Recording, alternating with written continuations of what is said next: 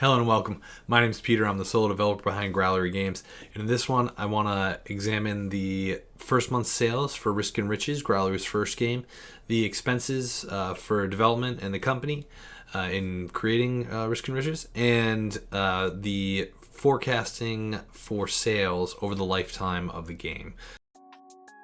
First, if my voice sounds off or breaks up at all, I'm powering through some seasonal allergies right now. It's tree pollen season in Massachusetts, but this is an interesting video, so we're gonna get through it. First month revenue: 60 copies were sold of Risk and Riches, totaling $540 gross revenue, US dollars. 4 games were returned. So there's a net revenue of $470 pre-Steam's cut. Revenue after the Steam cut was about $329 for the first month. And I've received $227.34. First money Growler's ever made to date so far, because the game was released at the end of a month. So it kind of cut that check into pieces. But I will hopefully see about $329 from the first roughly 30 days of sales from Risk and Riches, which is not a lot, but it is still better than many games that come out, and there were a lot of things that were gained from the process of making this game beyond the revenue itself. However, I looked at the list of countries where the sales were made. Nothing really surprising there. I didn't translate the game or anything like that. Japan being the second one with 6 sales. 6 sales, not a lot, but like I said, I didn't translate it, so I was expecting most of the sales to come from the US and a few English-speaking countries. But the fact that there is a bit of a spread globally is encouraging for future games when I look to localize them. It's something I am aware of, but for Risk and Riches, there just wasn't enough excitement to justify the costs of localizing. Plus, it's a very text-heavy game, so to localize it would have cost quite a bit of money if I went to any paid services for that sort of thing. Which it's too much text and too context-based. Where I don't think I could have got away with a simple Chat GPT translation or something like that. There would have been a mistake, so it wasn't worth doing for Risk and Riches.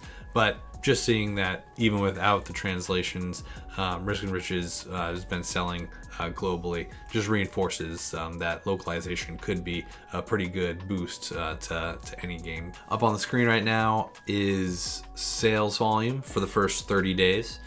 On day 1, there's 18 sales out of the 60. There's 60 sales over the first 30 days. So 18 on day 1, and then 10, then 6, then 2, and then 3, then 4, and then 3. And that's that first week. After the first week, things dropped off. And for the remainder of the month, I sold about 1 copy every other day, or 0.5 copies per day on average. I'm filming this on May 14th, 2025. So this is about 2 weeks since this graph ends here. And I've only sold 1 copy in the 2 weeks after that first month. So you can see how it tapers off and then just goes down to almost nothing. And that's pretty normal in terms of the trajectory of volume of sales. Not necessarily the exact numbers, but the spike in the first 48 hours, and then it slowly go down to very few relative to the beginning. Now I'll talk about it more in projections for the lifetime sales, but one of the things that has been interesting as well is the wish list. I'm continue to gain more wish lists as the game has been up and on sale. That is also pretty normal, but we'll see how that translates into future sales when the game goes on discount, in the future. Expenses for the game. It cost me $3,164.23 during the creation of Risk and Riches. That's how much I spent. Directly related to the game, I spent $1,550.73, with about $859 of that being development costs and $691 being marketing costs. Now, inside the development costs, the biggest piece is something that you could make an argument for is part of marketing, but it's the capsule art. That was about $400 or $500. And then I spent money on a service called Pixel Lab, which does AI generated pixel art. And it was useful for me for this first game. Art's not my background. I don't plan on using it for future games. I think I've kind of grown beyond what I was using it for, but it was useful and used in the development of Risk and Riches. And that's the bulk of the cost there. It's a subscription of like $23 a month, plus the capsule art, which was a lump sum of $400 or $500. The $691 from marketing, I did sponsorship, and I did some ads in Reddit and Facebook. The lesson from Risk and Riches, and this is something that's talked about elsewhere, from other sources, and I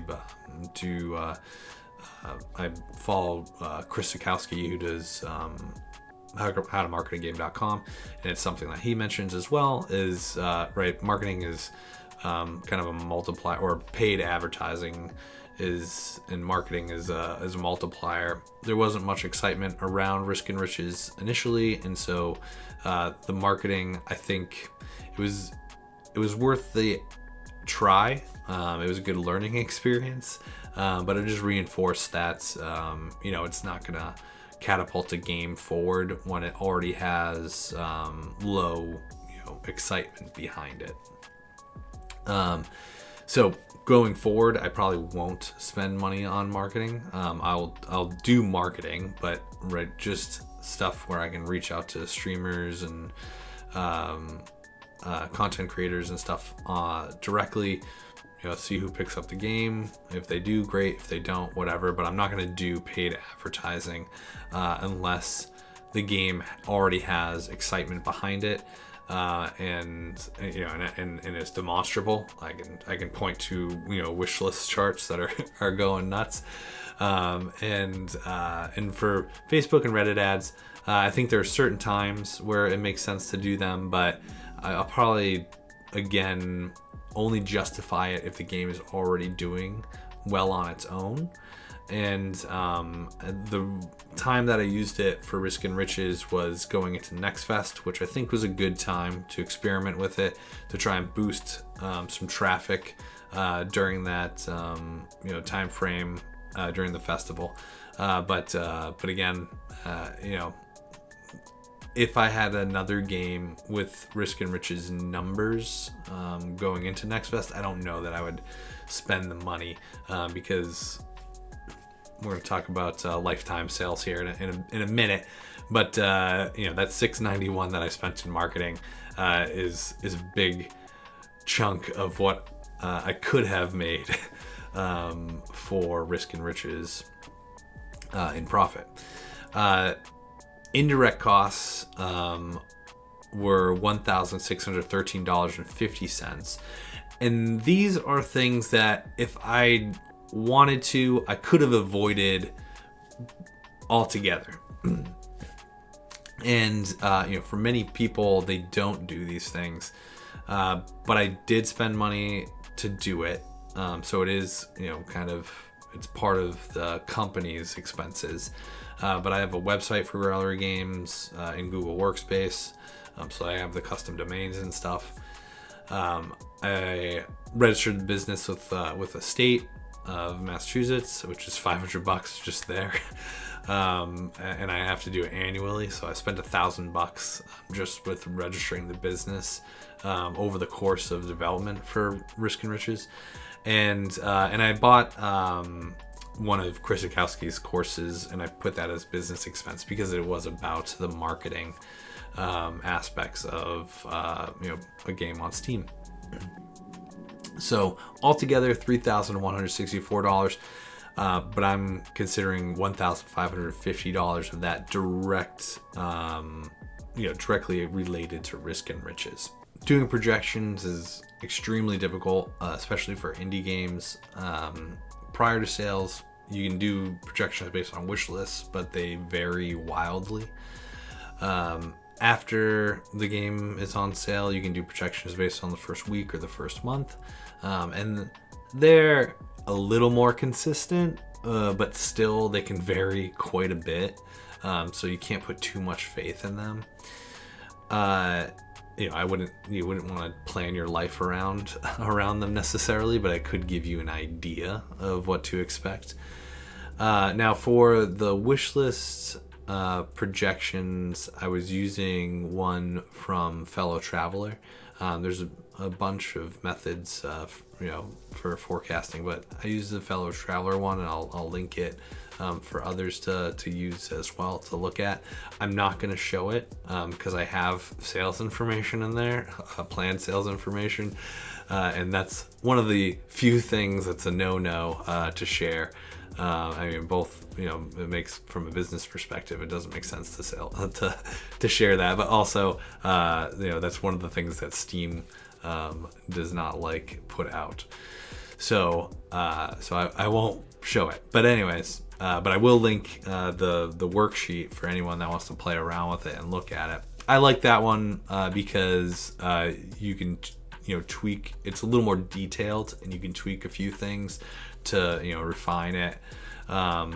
It was not particularly. It was in the ballpark, but it wasn't very accurate with my sales numbers. I had a lot of sales that my conversion rate was only 4.6%, but I had a lot of sales that occurred from folks who didn't wishlist the game. So it was not useful in that sense prior to the game going on sale, because the conversion rate wasn't necessarily reflective of the sales that I was making. After the game is on sale, the way that I'm looking out is just a simple multiplier of 4.5. Now, and this comes, and I'll link this. This is from an article from Jake Burkett, who's a indie developer that's been around for a long time. I think he's been making games for close to 3 decades, if I'm correct, at least 2 decades. And he specializes in card games. Like, he knows his business model. Pretty smart guy, and has been doing it for quite some time. You might recognize him or recognize the name from some talks he's done at like GDC and some other things about making a living without ever having a hit game. But anyways, that's multiplying by 4.5 or by 5, depending on how conservative you want to be. You could even do it by 3 if you want to be really conservative. But that's a simpler method, and that's once you have your first month of once you have your first week, you can multiply that out. If you remember back to just a few minutes ago when I was showing the graph of that first month of sales, most of the sales come in that first week, and especially in that first 48 to 72 hours. So that's why that first week is all you really need to be able to see what's going to happen for the lifetime of the game, because the bulk of the sales have already happened in that first week. Like I said, there's no true science to it, but using those methods, playing around with the Fellow Traveler one and tweaking it based off of what my actual sales were, and using a multiplier of 4.5, Risk and Riches is likely going to make anywhere between $3,000 to $5,000 gross over the next 3 to 5 years, which is a good lifetime for the game. It's going to continue to sell probably for 3 to 5 years. And that will technically make it profitable when you look at the direct costs. If I make it to that 5,000, it will almost be profitable for the whole, for both the direct and the indirect costs that were spent over the development of Risk and Riches. But that's not accounting for right, a salary for me at all. This is just out of pocket. Well, for the business, it's just the business expenses. So I think that, you know, the experience of it, growing a bit of a followership, of an audience for future games, you know, all of that is worth it, and it's things that you can't really measure, you know, monetarily. So I'm happy with Risk and Riches performance. Obviously, you know, more is always better, but at least in the case of sales. But yeah, Risk and Riches is more or less going to break even, maybe make a tiny bit of money, and that's not too bad for a first game. Now, also going back to what I was just talking about with the expenses, right? I spent about $691 in marketing. If I didn't spend that money, you know, then Risk and Riches would almost guaranteed be profitable by, you know, a few $100 or, you know, $500 or more over the course of the 3 to 5 years of sales. And then the indirect costs, like I said, you don't need to do a lot of the stuff that I'm doing as far as having a website and registering the business and stuff. It's what I want to do, and right, if you want, I'm open to criticism and feedback and stuff, but I know from, you know, digging around in conversations on Reddit, and like I'm in some of the game development communities there, you know, people are very much against, you know, forming an LLC and things like that because of the cost. But I'm not doing game development to have a one-hit wonder, right? Like, I want this to be a business that continues beyond multiple games, well, beyond, you know, 1 or 2 games, and so I'm setting it up that way, you know, to do that. So you can say that it was dumb to, you know, pay the $500 to register the LLC or whatever, but I mean, that's how I want to do it, because that's the foundation I'm laying for a, you know, persistent company that hopefully will be around for some time. Anyways, so yeah, $3,000 to $5,000 I think is a fair range for 3 to 5 years of sales. It makes the game technically profitable, but you know, the company lost money. I don't see a world where Risk and Riches, you know, makes enough money to cover all the expenses that occurred in the roughly 14 months that it was under development. Plus,